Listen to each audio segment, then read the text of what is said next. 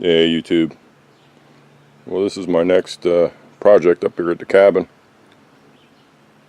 My permanent home now. 12 by 24. Well, anyway, I got a 24-foot 6x6. I didn't even know they made them that long. That's like a whole tree. So what I'm doing is, when I built this shed last April when I was up here on vacation, I was in such a hurry to build it. My major screw up on it was I used 2x6 for the floor joist. So the floor is kind of spongy. Come in, shakes the whole toolbox. Drives me crazy. I hate a floor like that. I should have used like 2x10s. Oh well. So I bought that 6x6. The floor joists run that way. So I figure if I take that 6x6, I dug that out, the 24-footer, run it the whole length right down the middle, and then it goes downhill pretty good right here. I don't know if you guys can see. It's kind of hard to, well, I could show you the back of the cabin. It's like 3 feet off the ground, so it's a pretty good grade. So my plan is to get this 6x6, which weighs quite a bit, down the whole length of the cabin. So I got the four-wheeler, just towed it up here, and then I use the dolly to move it closer to the cabin.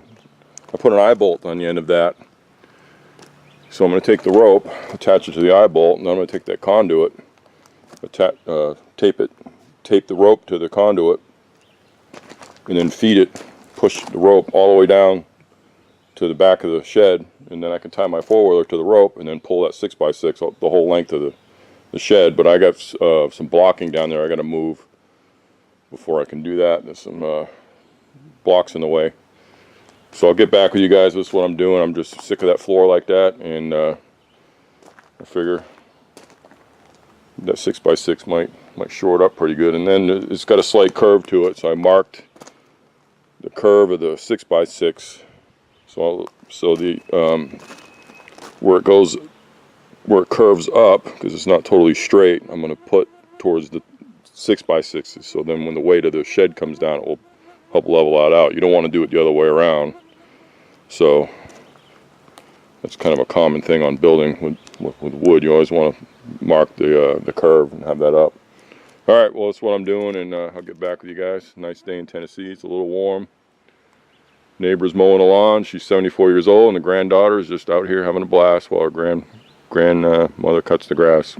Kids these days, I don't see any kids mowing lawns anymore. It's all older people. The kids don't want to work anymore. It's over.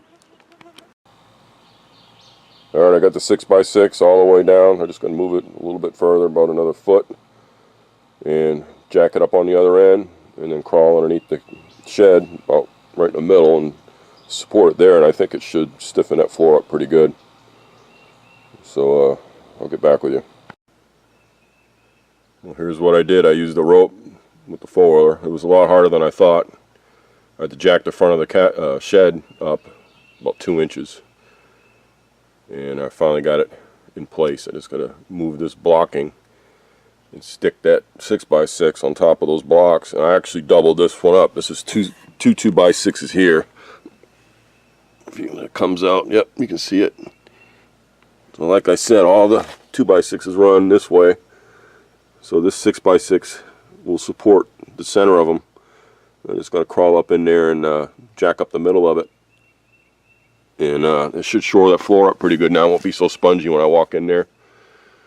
But this is my next project, and it's coming along pretty good. And I got to do the cabin next. I'm going to jack the cabin up, re-level it. And I'm going to put 3 6x6s going across my cabin to shore the floor up on that as well, because the floor in the cabin's kind of spongy too.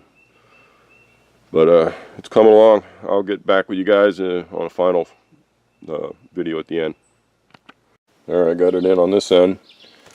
The other end where the door is, I'm going to dig out underneath it and pour concrete on that end, and then I'm going to support it a couple times in the center of the shed to shore that floor up. I'm tired of that spongy floor, but it's coming along, getting it done. And then I'm going to do the cabin next. Alright, see you guys.